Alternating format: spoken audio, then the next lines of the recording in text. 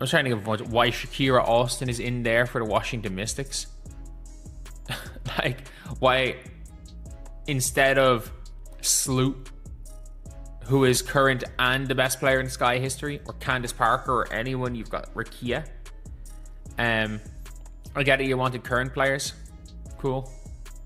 There should be... You got a picture of... There's a poster hanging in the WNBA's office right now that's causing more damage to the league's reputation than anyone anticipated. And the craziest part? One of the players featured on it is openly questioning why she's even there. Imagine being selected to represent 30 years of your league's history, and your immediate reaction is confusion mixed with embarrassment. That's exactly what happened when the WNBA dropped their commemorative anniversary poster. And within hours, it became the most controversial piece of sports marketing in recent memory. Because when you look at who made the cut and who didn't, a pattern emerges that's impossible to ignore, and it raises a question that nobody at the league wants to answer. Why is Caitlin Clark, the player who literally doubled the WNBA's television ratings and sold out arenas across the country, completely absent from this celebration of league history? Listen to Sophie Cunningham talking about it herself, though. Because everyone thought, oh, you know, they went to all the players and the players knew this was going to happen. And listen to Sophie. The poster that they dropped last night, like the 30-year commemorative thing, which that you're on it, that's cool. Why would you ever put me on it? I have this 1.5. No, it's one time. Sophie Cunningham, why would you ever put me on it? Cool. Why would you ever put me on it? Like, Sophie Cunningham is basically just like, why am I on that poster? Like, everybody was like, everyone's response to this was, why is Sophie Cunningham? Let's talk about what's actually on this poster, because understanding the selections is how we understand what went wrong. The Phoenix Mercury got Brittany Griner, which makes sense. The Las Vegas Aces got Ajah Wilson, obviously the right call. The New York Liberty chose Teresa Weatherspoon from the original 1997 roster instead of current stars like Breena Stewart or Sabrina Ionescu, which is an interesting choice, but defensible if you're honoring historical significance. But then things start getting strange. Seattle's Storm landed on Jewel Lloyd, not Sue Bird, who just retired as one of the greatest point guards in basketball history. Not Lauren Jackson, the Australian super... That is supposed to celebrate 30 years of the WNBA when you don't have Diana Taurasi, Caitlin Clark, you don't have Diana Taurasi, you don't have Caitlin Clark, you don't have Candace Parker. But you made sure always Cheryl Swoops. It has to be Cheryl Swoops. Was she the best player on that team? No. But like because you know people, the hate for Caitlin Clark is real. Albeit, Cheryl Swoops is really good. Like, let's not get it twisted. Cheryl Swoops is really good. But like, is this supposed to be someone... ...star who defined that franchise for an entire decade? Jewel Lloyd. Connecticut's Sun got Alyssa Thomas, which is fine, but there are multiple players from their early 2000s finals appearances who could have represented that franchise's peak years. Chicago Sky selected Camila Cardoso. A rookie, someone who hasn't even completed a full professional season. They passed on Candace Parker, who brought them their only championship and is one of the most marketable players in league history. They ignored Alina Del Don during her MVP years there. Instead, they chose someone who's still figuring out how to play at this level. But the real shock comes when you look at Indiana Fever. Sophie Cunningham represents Indiana on this poster, celebrating 30 years of WNBA excellence. And Sophie herself is the first person to point out how absurd that is. But why is there not one non-American player? Where's Lauren Jackson, Malonga for the current fucking Seattle Storm? Like, not one non-American? Not one non-American. And not even an American that chose to play for a different... Oh, I was about to say chose to play for a different country, like Sloop, but Becky Hammond played for Russia. We can't forget that one. Becky Hammond did choose to play for Russia. But yeah, look, this is one of those things where... Before going further, if you're enjoying this video, don't forget to smash that subscribe button. It really helps us keep bringing you the content you love. Share this video with your friends so they don't miss out on all the drama and excitement.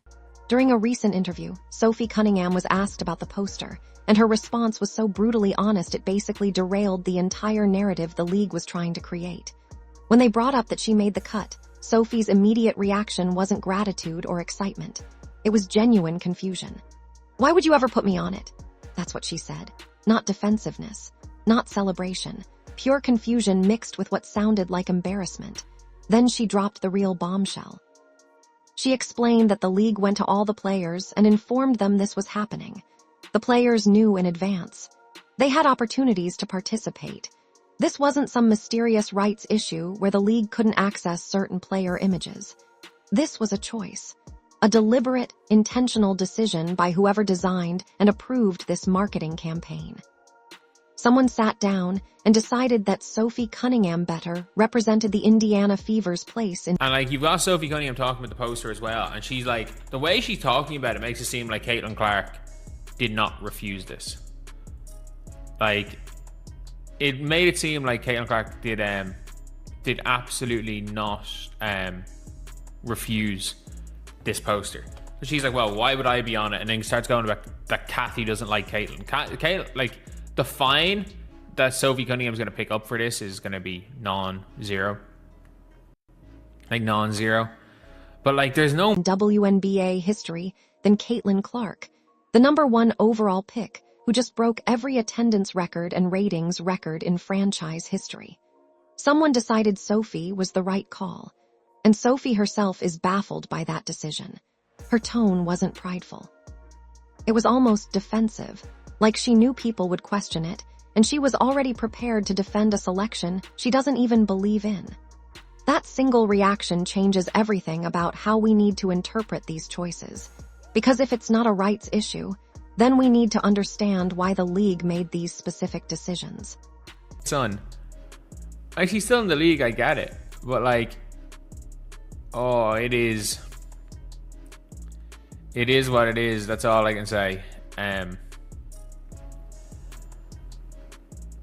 This is mad. Like, Sophie Cunningham, again, I didn't make a video on this because I thought, oh, maybe it's just a rights issue. But the way Sophie Cunningham's talking about it again, I haven't been sure whether WWE does or doesn't have the image rights to use Caitlin, but Sophie's response leads me to believe it was surprising for her too. As far as I'm aware, I've seen posts about it. As far as I'm aware, in the new CBA... Before we dive deeper into what this poster means, we need to understand the magnitude of who got left out. Diana Taurasi isn't on this poster. Let that sink in. Diana Taurasi, the league's all-time leading scorer, 5 Olympic gold medals, 3 WNBA championships, first team All-WNBA 10 times. The face of the WNBA for 2 decades. She's not celebrating 30 years of league history on the official poster. Instead, the Mercury got Brittany Griner. Griner is incredible, legitimately one of the greatest players ever, but Taurasi's resume is arguably stronger. Sue Bird just retired after winning 4 championships and holding the assist record in WNBA history. She's not there. Candace Parker, 2-time champion in 2 different cities, one of the most marketable players ever, completely absent. Aaliyah Boston, the 2023 Rookie of the Year who's been electric for Indiana, didn't make it. Kelsey Mitchell, who's been carrying the Fever for years while everyone was waiting for Caitlin to arrive, got left off. The poster includes representation from defunct franchises, which is nice for league history. Dawn's... Put Caitlin Clark on anything in the Fever calendar. The Fever calendar didn't have Caitlin Clark, so it's like, it has to be a rights issue. But also, I think people found out that they were selling a Caitlin Clark calendar.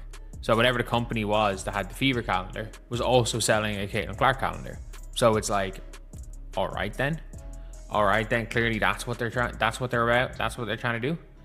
But yeah, look, this now is something that is blown way out of proportion and had a way bigger kind of impact on... Daly represents the Charlotte Sting, which folded in 2006. That's a solid tribute. But here's where it gets even weirder. The Sacramento Monarchs, who actually won a championship in 2005 with Yolanda Griffith and Ticha Penicheiro, are completely absent from this celebration of 30 years of excellence. You can honor a team that hasn't existed in nearly 2 decades, but can't find room for a championship squad. The inconsistency is glaring. But the most shocking omission might be the international dimension. There isn't one international player on this entire poster. Not a single one. In a league that's always prided itself on being global, that features dominant international stars in virtually every season, every single player chosen is American. Lauren Jackson, a 4-time All-WNBA first-teamer who won 2 Finals MVPs, isn't there. Margot Didek, the 72 Polish center who is one of the most unique players in league history, isn't there. Ticha Penicheiro, who ran the Monarchs' offense for over a decade, got completely overlooked. And before anyone brings up Becky Hammon, yes, she did choose to represent Russia internationally, but the point stands. The poster deliberately excludes international players from consideration entirely. That sends a message about who the WNBA thinks matters in its own historical narrative. Like, that does not help anything in this scenario. But, yeah, it's an interesting one. That's the only word I can use to say it. It is interesting to see how much the league continues to fuck this up. And, like, they don't need to release the league doesn't need to release a statement about the rights, but like what they need to do is, like, during the CBA, if it was a rights issue because of the backlash, you know for a fact The Athletic will be writing about this. No credible sources have said. When this poster first dropped, social media immediately jumped to what seemed like the most logical explanation. There must be a rights issue. The new collective bargaining agreement must not give the league automatic access to every player's image. Maybe Caitlin Clark's representatives declined participation. That would at least make sense from a business perspective, even if it would be a terrible strategic decision for someone who benefits massively from league promotion. That theory sounded plausible until Sophie Cunningham completely dismantled it. She explicitly said the league went to all the players. They informed everyone in advance. The players knew this was happening. She's implying this was a... And you better believe, as we saw with the CBA, if the WNBA are in a little bit of hot water, they will use the media. So it doesn't seem like this is a rights issue. This genuinely just seems like, look, it seems like I wouldn't be surprised if the way the WNBA are looking at it as they're refusing to promote Caitlin because they're like, well, we're bigger than Caitlin. We need to show we're bigger than Caitlin. Anyway, yeah, that's the video. Choice, not a rights restriction, and that changes absolutely everything about how we interpret these selections. The new CBA, which was negotiated and signed earlier this year, gives the league broad rights to use player likenesses for league promotion. That's standard in professional sports collective bargaining agreements. Players trade individual control over their image in exchange for collective benefits of league marketing. There's no evidence from any credible source that the WNBA doesn't have image rights to Caitlin Clark or any other active player. No major sports journalist has reported a rights issue. The Athletic, which covers WNBA politics intensely, hasn't published anything suggesting rights complications. If Caitlin Clark or her representatives had declined participation, the league would have clarified that immediately once the backlash started. Instead, they've remained silent, which combined with Sophie's comments, tells us this wasn't about legal restrictions. This was about someone's creative vision and decision-making. Someone actively chose to exclude Caitlin Clark from a poster celebrating the league's greatest moments and most important players. That wasn't an accident. That was a statement. To understand why this poster matters so much, we need to look at what already happened with the Indiana Fever this season. Earlier this year, the Fever released their official team calendar. Caitlin Clark, the #1 overall pick, the player generating unprecedented media attention even before playing a single professional game, did not appear in the Fever's own calendar. Fans discovered that the same company producing the Fever calendar was simultaneously selling a separate Caitlin Clark calendar. So the explanation seemed to be pure business calculation. Why put your biggest star in the team calendar when you can sell a separate product featuring just her? It's cynical, but it makes financial sense from the calendar company's perspective. But this poster situation is fundamentally different. This isn't a third-party vendor trying to maximize revenue. This is the league itself creating an official commemoration of 30 years of WNBA basketball. This is the WNBA choosing how to represent its own history and present to the public. The calendar situation primed everyone to question the league's intentions. When you see one instance of Caitlyn getting excluded from official Fever marketing, people assume it's a business decision. When you see that followed immediately by a 30th anniversary poster that also excludes her, the narrative shifts. It starts to look like a pattern. It starts to look deliberate. It starts to look like the league and some of its franchises are working from the same playbook. And that playbook apparently doesn't include giving Caitlyn Clark the credit and recognition she's earned. Whether that's the actual truth or not, the perception is what matters in sports marketing, and the perception is becoming increasingly negative. The timing of this poster drop was absolutely catastrophic. It came out on the same day that Caitlyn Clark got cheap-shotted twice in a game. The same day that conversations about how physical play against her crosses the line were dominating WNBA coverage. The same day that fans were already questioning whether the league was doing enough to protect its biggest star. Think about what that combination of events creates in people's minds. You've got footage of opposing players targeting Caitlyn. The league's response to physical defense seems inadequate. Fans are frustrated about player safety. And then boom, the league drops a poster that doesn't include her in their celebration of 30 years of history. What narrative writes itself? Whether it's fair, whether it's accurate, the story that emerges is that the WNBA doesn't want to acknowledge what Caitlyn Clark has done for the league. It looks like institutional resistance to giving her credit for the explosion in interest and revenue she's generated. The league has struggled with this messaging all season. Every time they've had an opportunity to lean into the Caitlyn Clark phenomenon and use it to elevate the entire WNBA, they've seemed hesitant, almost reluctant. There's this defensive energy that keeps showing up in their decision-making. It's like they want to grow the league, but they want to grow it in a very specific way on very specific terms, and those terms might not include giving one player too much credit or too much power in the conversation. The hardcore WNBA fans who have been watching for years might understand the nuance. They might appreciate the decision to highlight players who have been grinding in this league without mainstream recognition. They might see the poster as a statement about the league's independence and identity beyond any single player. But the new fans, the casual fans who started watching because of Caitlyn, they're going to see this as a snub. They're going to interpret this as the league being ungrateful or even hostile toward the player who brought them into the WNBA ecosystem. And those new fans are essential right now. Here's what makes this situation so revealing about the WNBA's current position. The league just negotiated a new media rights deal worth $2.2 billion over 11 years. That deal was signed after the Caitlyn Clark effect on ratings became absolutely undeniable. The expansion franchises in San Francisco, Toronto, and Portland are betting on sustained interest in the league. The players just got significant improvements in salary, benefits, and working conditions through the new CBA. All of that, every single piece of that growth, is built on the foundation of increased viewership and interest. Growth means bringing in new audiences. Alienating those new audiences by excluding the player who brought them in is counterproductive at best and self-destructive at worst. The WNBA has an opportunity right now that no women's professional sports league has had in American history. They have mainstream attention. They have growing revenue. They have expansion franchises being launched. They have a new generation of stars who can carry the league forward.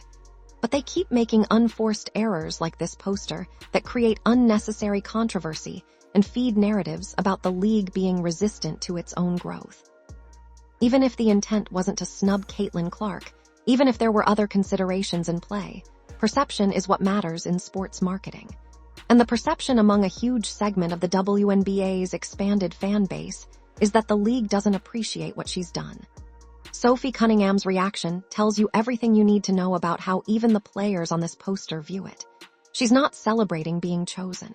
She's confused and seemingly embarrassed. When the players you selected are questioning their own inclusion, when they're basically saying, "Why am I here?" that's a clear sign the selection process was fundamentally flawed. The comparison that keeps coming up is the NBA's 75th anniversary team announced in 2021. That selection had its own controversies about who made it and who didn't, But the NBA made sure to include the current superstars driving interest. LeBron James, Stephen Curry, Kevin Durant, Giannis Antetokounmpo. They understood that celebrating the past doesn't mean ignoring the present. You can honor the legends who built the foundation while also recognizing the current stars elevating the league. The WNBA had that same opportunity. Honor the legends. Recognize the current stars. Create something both longtime fans and new fans could appreciate. Instead, they created a poster that satisfies almost nobody and raises more questions than answers. When you step back and look at everything happening this season, this poster is just one symptom of a larger issue. There's a tension at the WNBA right now between wanting to grow the league and wanting to grow it in a specific way on specific terms. When Caitlin Clark arrived and brought millions of new fans with her, the league's response has been ambivalent at best. Sometimes they embrace the increased attention and promote it heavily. Other times there's this defensive posture, like they need to remind everyone that the WNBA existed before Caitlin Clark and will exist after her. Both things can be true. The WNBA has been building for 30 years with incredible players who absolutely deserve recognition. And Caitlin Clark has elevated the league's profile in ways that no player has done since maybe Candace Parker or Maya Moore. These aren't mutually exclusive facts. But this poster suggests the league is more interested in making a point about their independence from the Caitlin Clark phenomenon than they are in capitalizing on it. The pattern in the poster selections becomes clearer the more you examine it.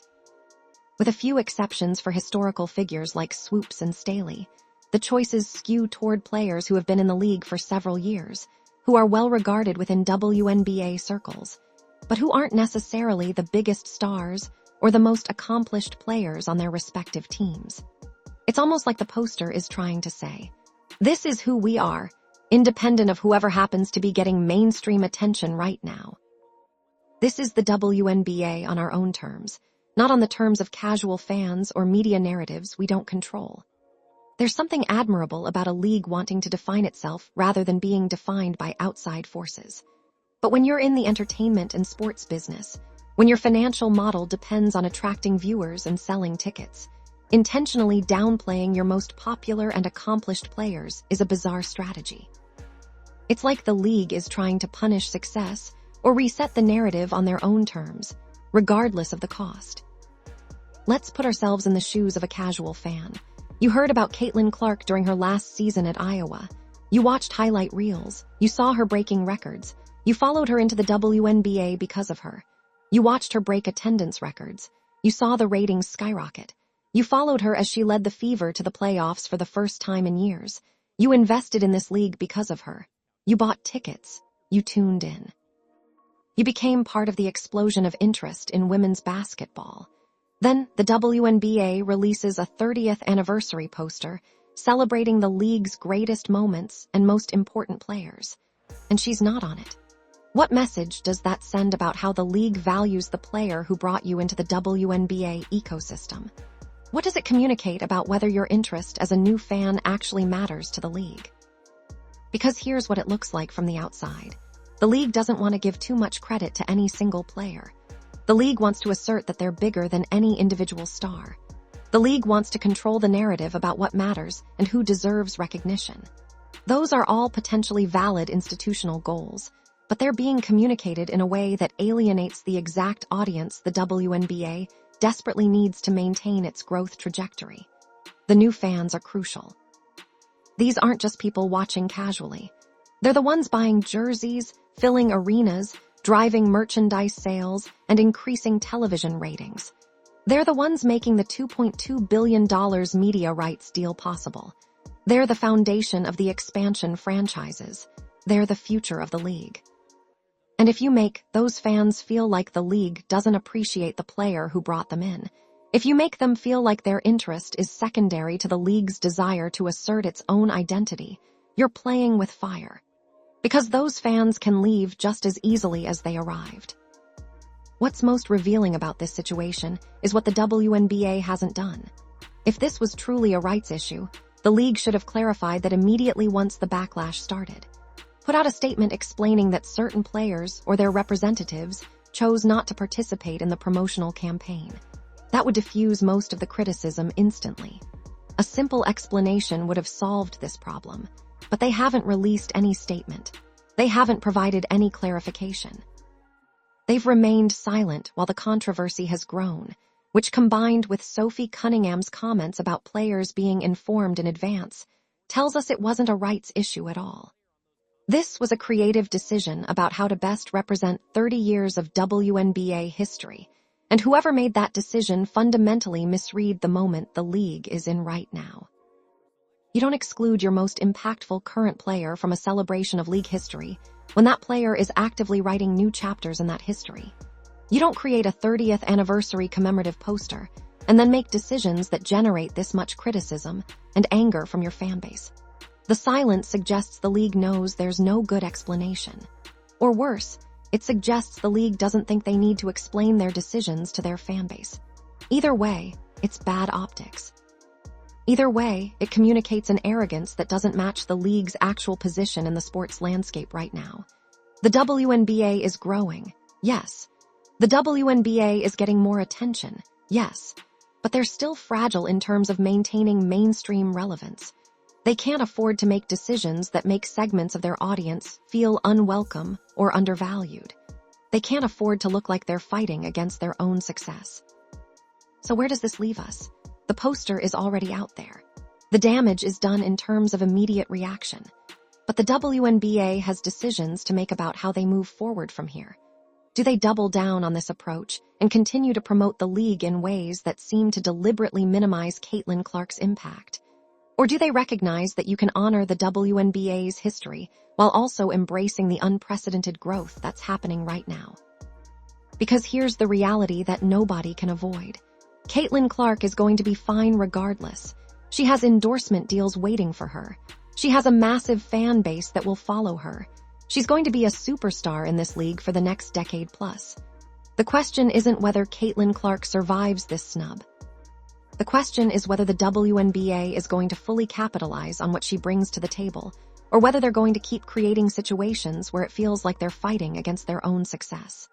This poster suggests they're still figuring that out, and every day they spend figuring it out is a day they're leaving money, attention, and growth on the table. The league had a chance with this poster to do something historic. Honor the legends who built the foundation.